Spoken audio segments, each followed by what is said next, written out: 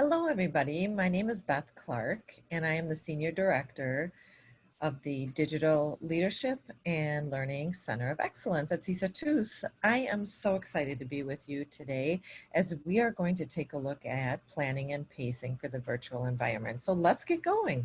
I'm going to share my screen. And I will be talking through some of the pieces in planning and pacing, right? So I'll be very transparent in why I'm doing different things and what I'm doing. So I am going to share my screen in just a moment, but before we do that, I want to make sure that you have this document as well.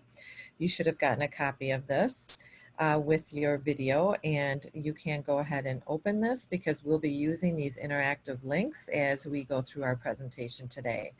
You can see there's a bit.ly here up on the screen, so if you need to pause the video, go ahead and do that, and we can copy or we can type that into a new tab if you need to open this as well.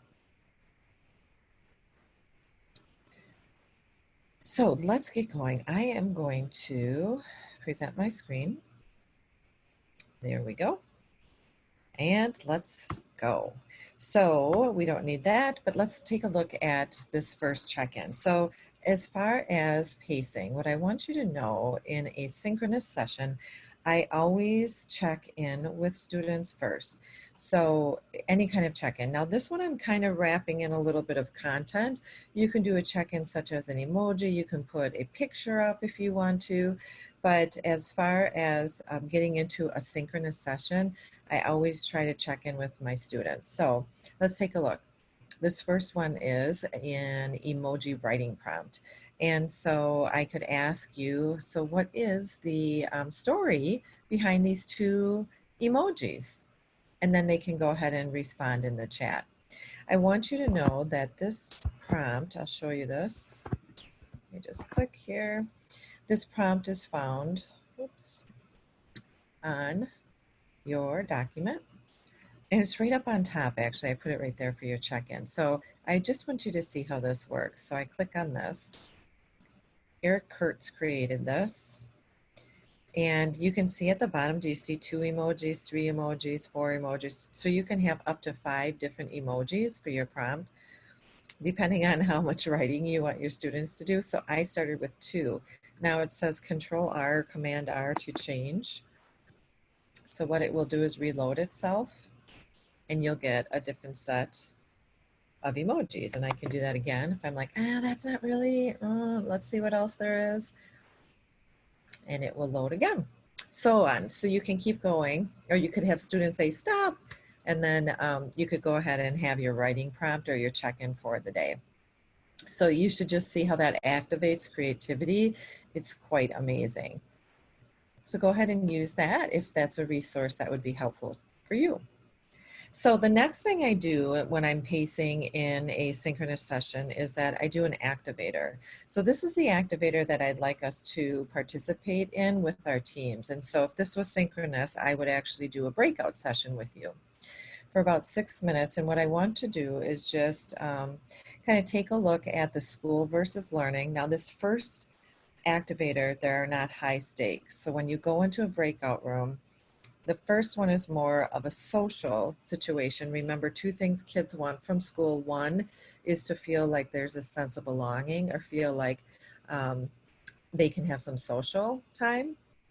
The second is to feel success. So this first breakout room, I always try to do just an activator on the topic we're getting into and provide some time to socialize. So what I'd like you to do in your teams is to do the same. Now, let me just show you something. On your sheet right here, you're going to see breakout image 1. This is going to help also scaffold as students go out to breakouts. You have to make sure they have the information that they will be having a discussion on. So either it's in the chat, it's on a document like this. So what I did is I just actually made this slide into image file, just like this, download to image file. Once I had it as an image file, then I put it in my drive and made it shareable. And that's why if you click on this, you're going to be able to just see that presentation or that image. So go ahead and let's take about 6 minutes. And I want you just to read through this and just have conversation. What is something that popped out at you and why? And have that conversation with your colleagues.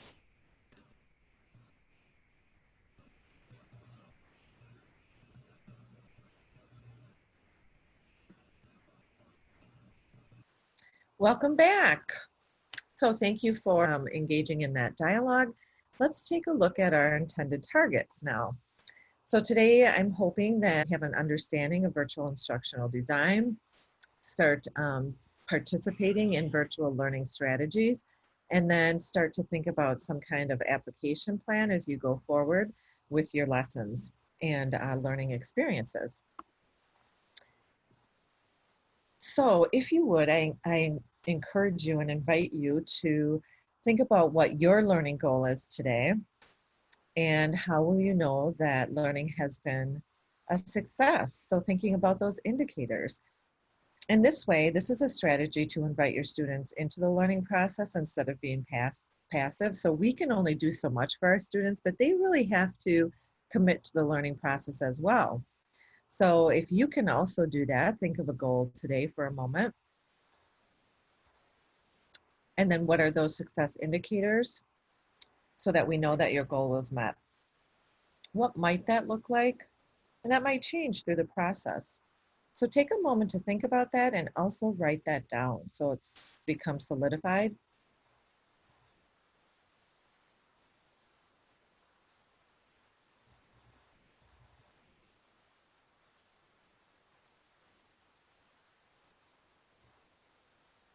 Okay, let's keep going. So the first thing I'd like us to do is take a look at this document called Addressing Unfinished Learning After COVID-19. And as we take a look at this, this was actually written by a group called the Council of Great City Schools. And so there is a committee that actually took a look at this, and I really like what it has to say. So you will find this, we're going to look at pages 3 through 8, and you will find this on our document. Right here is the article. So if you click on that, it's a PDF, and you can scroll down to page 3.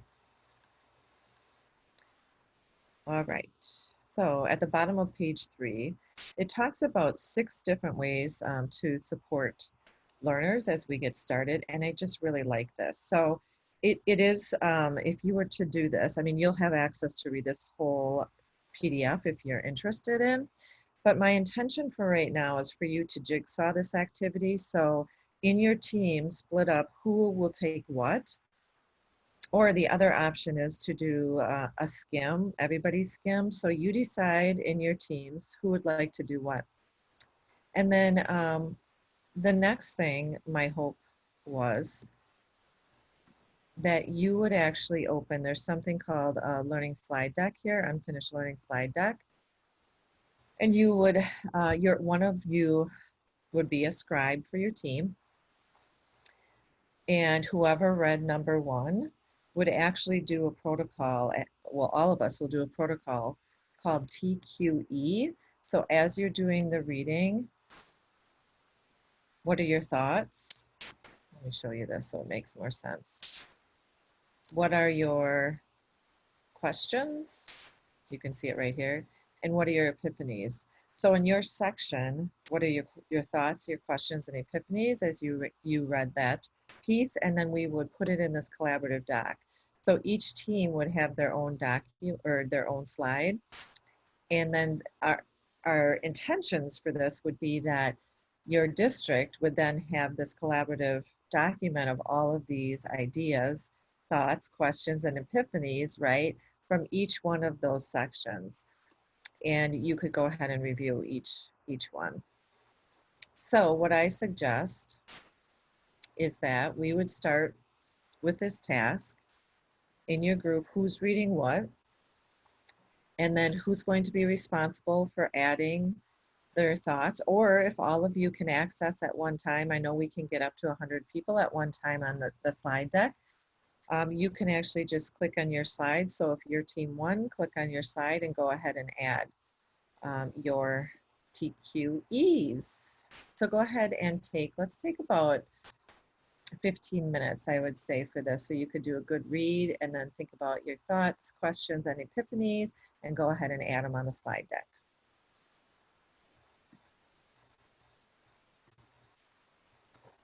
Thank you for engaging in that activity of close reading and that protocol, TQE. I'm sure you had fabulous conversation. We're going to move now into designing for virtual learning. So now that you have that foundation of maybe some ideas of what you should and maybe should not be designing for as we go forward, now we're going to start talking a little bit about structure. So knowing your learners is going to be so important, and you have heard that over and over. So thinking about building relationships, what are some ways you can do that? When you start that cadence, like we're talking about, so you do a check-in, you start with an activator, you do some teamwork together, you're going to start building all of those relationships and getting to know your learners. The second thing you want to do is think about that curriculum and what kind of curricular resources do you have already that might support this online designing.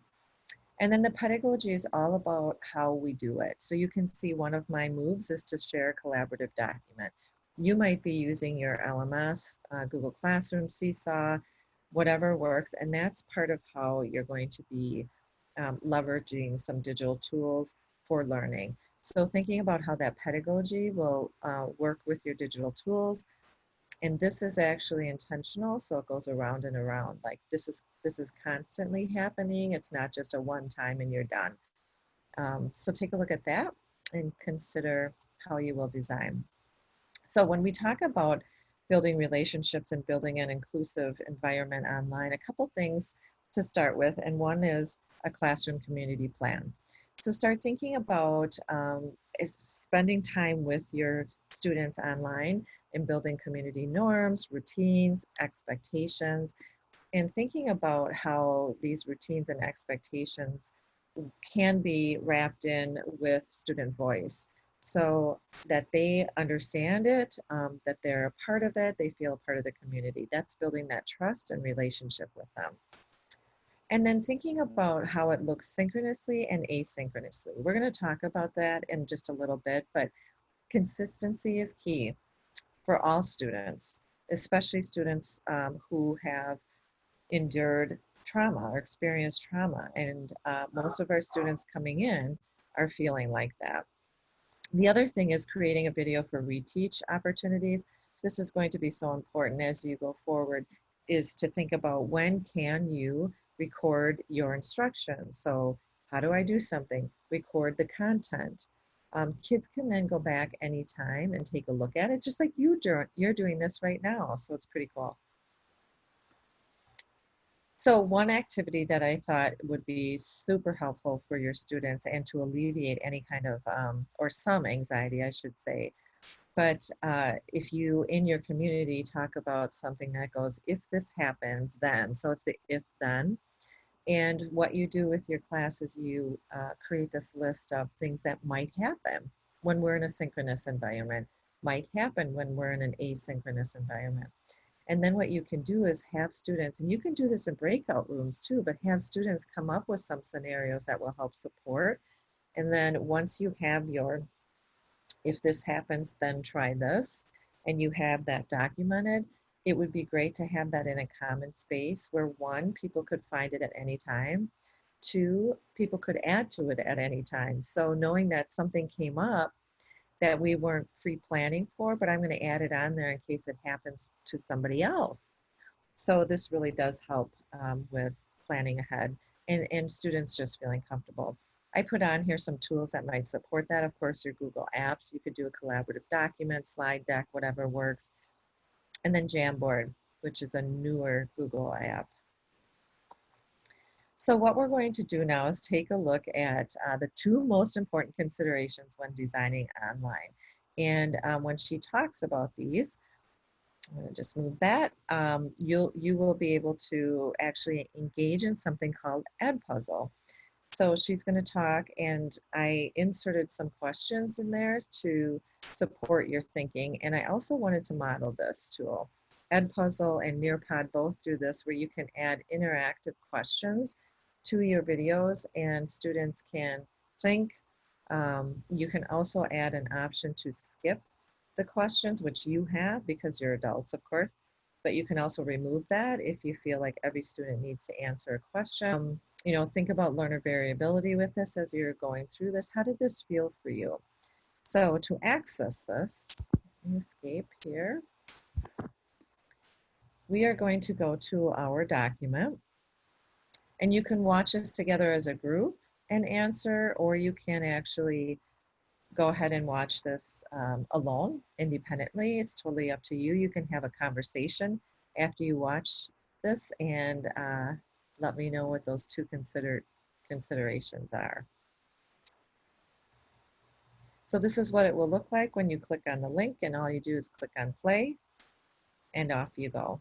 So I want to know what the two most important considerations are for online learning, designing for online learning, and feedback, right? Making sure that you have feedback that is aligned to the learning goals, that is timely, that is forward facing. So we're trying to support kids going forward, and interactivity, which you were just involved with. I'm very curious to know how you felt with those questions. But we really need to have our students involved when we are supporting their online learning pieces. So be thinking about that in different ways. So let's take a look at some design options for you. When we think about designing for virtual learning, we want to think about, of course, starting with your standards and your outcomes. We need to know what those essentials and priorities are. You read some of that, right, in that article too, like really making sure you have grade level rigorous standards and learning outcomes ready to go. We're going to stick to that. And then the second thing is making sure you have an assessment that is aligned to that, making sure that um, you might have some different types of assessments, a variety of assessments, but they must be aligned to your learning outcomes. And then the third piece is the barriers and multiple means. So thinking about, just like you did that if then with your students, think about that with your instructional design as well. So what if students cannot access the content? You know, be thinking about different ways that students can access that content and give them multiple means of doing that.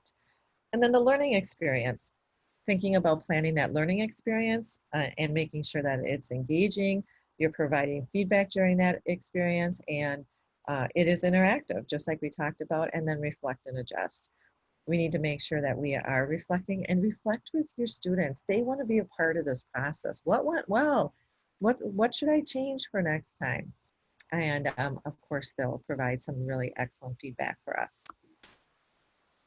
All right, what we're going to do now is we're going to take a look at a design based on understanding by design first, so that backward design process. But what I want you to notice is that when we're talking about online learning, we have to think of like digital tools here on the left. You might need to think of development and structure, meaning like I need to create these instructional videos. How do I do that?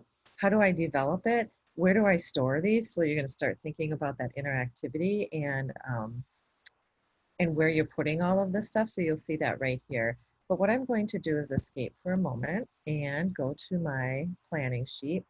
And you're going to see something called the UBD design template, which is a regular UBD, Understand by Design template for lesson planning. But then here's the designing and teaching online. So when we open that,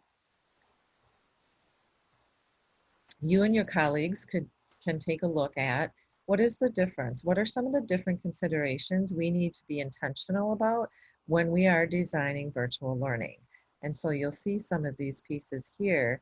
And my hope for you is that you'll have some conversation on what this means to you as an instructional designer. And don't forget these on the bottom, because those are very important. So let's take a few moments, go ahead and pause the video and take a look at this document and compare it to a regular lesson design template. Okay, now that you engaged in that comparison, and you can see some of the things you do need to consider as you're designing, let's take a look at, welcome back. Thank you for engaging in that activity where you were comparing that lesson plan with some online design considerations as well. We're going to take a look at some more considerations, especially as it compares to universal design for learning. And we started talking a little bit about that in our last discussion. As we take a look at UDL, you're going to find some really great resources, UDL on the cloud. Katie Novak out of Novak Consulting is a fantastic resource for you. She also has something called the UDL on the Cloud resource guide and some guiding questions. And what I did is I just put these on our document. Guiding questions, UDL in the cloud resource. There's also UDL lesson planning and a first grade example. And so when you think about designing for virtual learning, we have to think about every learner we have, so each learner. And we need to think about being proactive in our planning. So how can we eliminate those barriers before they even become a barrier? So when you think of access to content, which is representation or engagement in the content or that synchronous session or asynchronous work, what are we doing so that all kids can have that engagement piece? And then how can we make sure that kids are learning and they're able to show what they know and understand through different ways of expression? And so thinking about that, setting up for differentiation and making sure that all kids are able to do that so that they feel success is going to be our ultimate goal. So you'll see those here as well. And then if we continue, you're going to see something called the 5 E's. So this is another support for you, and you will really like Caitlin Tucker's work, and that's why I have her site actually in bold here, because this 5 E's design template will support you in designing your online learning and kind of that cadence like we've been talking about, like what we're going through right now. So if I click on this, one thing I want to show you on her website is not only is she sharing with you this template about engaging, exploring, explaining, elaborating, and then evaluating. She talks about each one of these in a video, so you can take a look at why these are important with virtual learning. But then let's scroll down just a little bit. I wanted to point out that she has these fantastic blog posts. So video conferencing, 10 strategies designed to engage elementary students, flipped learning flow for those of you who are in secondary and elementary actually, active learning. So there's just a really good, just point on type of blogs and ideas for you I think you would really enjoy. So I wanted to point that out for you as well. That might be a great discussion for you and your colleagues to have. So that's all about the 5E, and I suggest you take a look at that. And actually, I'm going to share some other things with you that's going to help with the asynchronous and the synchronous work and when to decide, and I'll show you some more of her work. So let's take a moment and take a look at some of those instructional pieces. And before we go off and do that for a moment with your group, because I want you to have a little bit of time to dig into these, but let's think about, right here I have something on synchronous learning. Actually, this is what I was talking about for us to get into. You'll be able to see that this is that connection, you know, that engagement piece. So you'll see this is all about planning for synchronous, and this is for primary grades. Communication, so where are our targets? And you can see here's some pacing support for you if you're interested. And then on the right side, you're going to see some tools and UDL considerations. So this is just a suggestion. We also have one that is for secondary, a think sheet, so 6 through 12, thinking about what that might look like and the timing and the tools. And this might help you with the pacing. I know some people are like, well, I've got a 45-minute chunk with my students. What am I going to do? So this might help you with some of that. So if you would, let's do this. We are going to open a Jamboard. So I'm going to go back up to my document. And you will see underneath where it says Edpuzzle, you'll see something called Jamboard, make a copy. So what I'd like you to do is click on that Jamboard. And this is going to be your think sheet for today. And what I'd like you to do is go up to the 3 dots and go ahead and make yourself a copy. Once you have a copy for yourself and you start taking a look at some of those design templates and considerations, you can click over here on the Post-it note, put in your idea, and you can place it under synchronous, and if you want it under both, I can duplicate this and I can put it under asynchronous. But thinking about what are some design considerations that we just talked through, and then what are some design templates that you might consider using. The 5Es, the UBD, the one that was a graphic you could take a look at. Is that going to support your work? And what are some considerations when using that as well? So let's take a few minutes to pause your video. Go ahead and make a copy of that Jamboard and also start populating some ideas by looking at the resources provided.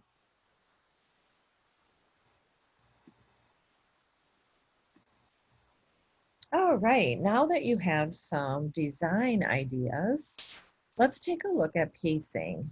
And when we talk about pacing, synchronous and asynchronous, what I really encourage all of you to do is something called chunking.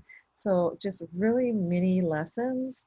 So if you have a lecture that is typically 15 minutes long, how can you intentionally make the lesson like you saw with the video, maybe 4 minutes, 5 minutes max, and then engage your students along the way. So thinking about how you can redesign those longer pieces into shorter chunks and then have engagement. So you'll see here exactly what she was saying. So have that mini lesson, have some kind of interaction and feedback. So it's kind of that cadence, and kids will be getting involved and engaged in that learning and getting feedback from you and their peers. And hopefully they'll continue to be engaged in that activity. So think about those smaller chunks. How can you make things smaller? And when you think about that, I have just an example that I want to show you where I actually had to take a 2-day face-to-face training and chunk it into synchronous and asynchronous sessions. And so I just want to share what that looked like.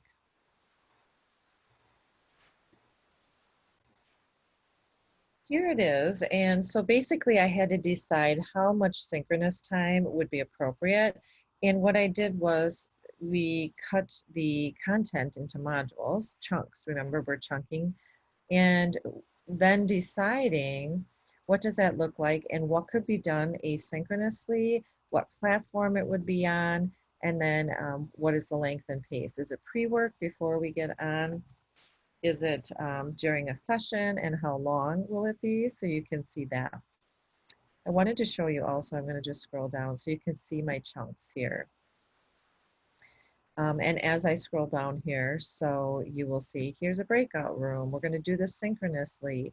I have a collaborative doc that I'll be sharing with them, and it will be during session 1 for 20 minutes. All of these are connected to our standards. So making sure that whatever activity that I am doing, it has to be connected to a standard. And then how do I know what they know and understand? Remember, aligning those assessments, and that needs to be a part of this as well. Where does that fall into these activities here on the left? Is that going to be asynchronous or synchronous? Will you be touching base during a breakout room? Will there be some time for one-on-one? So thinking about that as well. So this is just an example of that. And what I did was on your planning sheet, your collaborative sheet under pacing, you'll see this virtual learning scope and sequence. And this is just a template for you to be thinking about. Like, what is that chunk up here that you may have done face to face that now you want to start thinking about what will it look like when it's synchronous or asynchronous? So you can put different activities, whether it will be synchronous, asynchronous, what kind of technology, platform, and then the length and pace. And this will help with your pacing as well. It was very, very good for me to be looking back on this design process as I went forward. And of course, we we reflect and adjust, right? So as I was going through, I'm like, oh, that didn't work so hot. I need to make some changes, in which you will as well. That is the design process, that iterative process.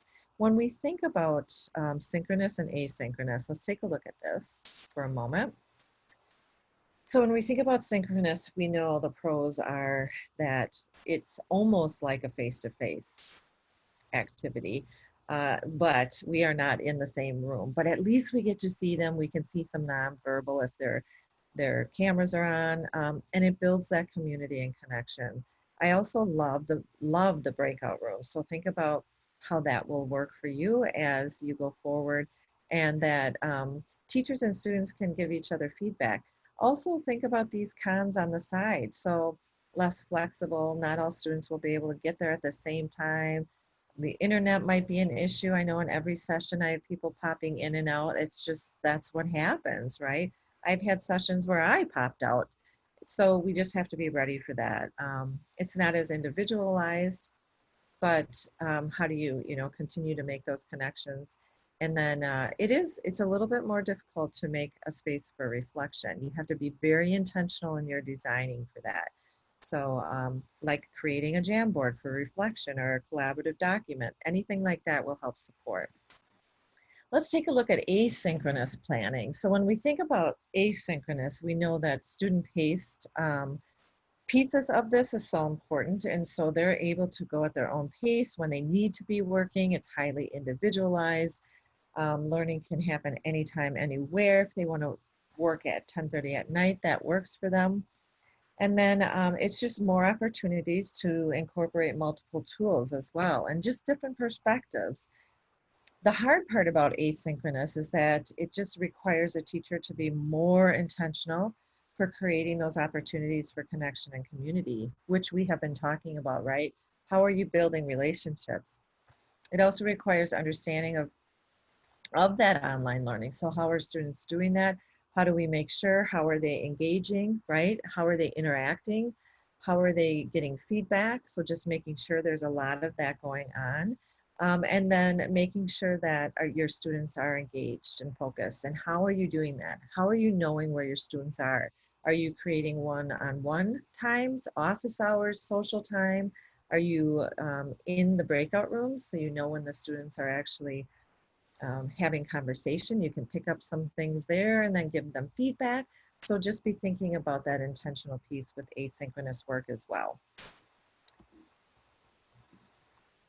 All right, as we start getting into virtual learning and as far as designing, we know on that chart, and we know that as we start thinking about the design pieces, that we have to consider that technology, because how can we leverage the technology so that there's continuity of learning? And so Google Meet, of course, and Zoom are synchronous tools. Google Classroom, Seesaw, and LMS, those I'm seeing as the typical tools for digital workflow. So thinking about that. Of course, communication, you're going to have access to email. Are you using Remind? Are you using your Infinite Campus, Skyward, anything like that to communicate? So just making sure that there's a lot of that communication going and it's consistent. That's what families need and want, is that consistency. Thinking about how you're setting up your digital workflow is going to be important. So is there a standardization that your district is capitalizing on? You may want to think about that as well. And then as you're teaching and learning, what I'm hearing a lot from our educators out there is, can we simplify so there aren't 1,000 different tools I have to learn?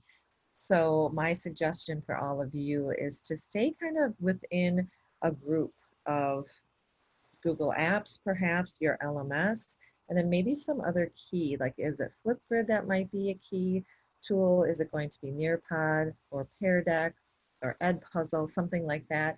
Just a few tools outside of that so that you are not overwhelmed and your students are not overwhelmed, but they're getting their needs met. And so that's our greatest challenge, but also our goal, right, is to make sure that all of their needs are met in any type of scenario, whether it's face-to-face, hybrid, or virtual. So we're going to be thinking about that. What is the best way for that? And then what are some reflection tools? You know, where are you going to be doing discussion prompts? Flipgrid, I always think, and I don't know if you have looked at Flipgrid as of late, but they came out about 2 weeks ago, they came out with some new tools. One is called Shorts for Teachers. I love the interactive video piece of it. So you can capture your screen, which is great, but you also can do a split screen where you're on the left side and on the right side, you're doing some kind of math problem, or you put an image up there and you're annotating it, the parts of a cell or something like that.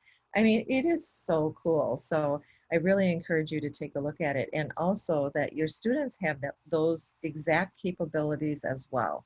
So they're able to do videos like that and capture their screens to show you what they know and understand. So it's a very powerful tool. And then of course, feedback, thinking of different ways of using feedback. Of course, you can use Google Forms, but it could be just as much as, like I said, jumping in a breakout room and listening and providing feedback. Of course, you can use assessment tools such as Kahoot, Gimkit, Pear Deck, Nearpod, all of that good stuff as well. So before we go, what I want to do is go back to our document. So on our document, under pacing, you're going to see a Pear Deck self-paced example. If we click on that, it will take you to this here. And what I wanted you to notice is that this used to be a face-to-face professional learning for teachers, and they asked me to put it on something that could be self-paced. So I added Pear Deck like this to my Google Slides. And I created a video because remember, you as teachers are so important to provide the context to the content. So I added myself providing context. So they start there, and then they go into a Padlet activity, and I can see what they're doing in Padlet, so I can give them feedback there, targets. Here's another close reading activity, and then I'm providing context. And then they're into an interactive activity in Answer Garden. Some more reading, and then they get into a Pear Deck activity. So this is a template that you can use in Pear Deck, and you just pull it in there, it pops up. This is the student perspective, and they can actually interact with this. You can see there's a question prompt here for them, A, B, or C, true and false. And then they get into an inquiry project. And it goes like that as they go through. Here they do actually do some watching of a video, and then they have to post what they found in a Flipgrid topic. Talk about assessment, some more questions, and then they go to some examples of assessment tools. So this is all based on them going through this at their own pace, which is really cool for them. And I also get feedback, and I can give them feedback. So the other two things I wanted to show you on your sheet, a couple things actually before we go. The secondary weekly plan, so you can see here is a plan if you want to take a look at that from another district. Elementary weekly plan template, and then there's an example of one there, so you can take a look at that as well if that works for you with planning and pacing. You'll see here's setting up your LMS, just some ideas on setting that up, like what are you going to be doing with it? And then last but not least, I wanted to share Tori Trust's work, because I love how she's rethinking the teaching and kind of getting away from this, and how can you start incorporating more of this. So a lot of this we've talked about here, but go ahead and take a look at what she has to say and some of her links. I think it will be very helpful. So with that, I just want to tell you how amazing you are, and thank you for engaging in this learning activity on pacing and planning for your new adventure in education, which is pivot, be flexible and agile, right? Face-to-face, hybrid, virtual, whatever it may bring to you. I hope that this was helpful, and please feel free to reach out to me with any questions. I am here for you. So be well and be safe. Thank you.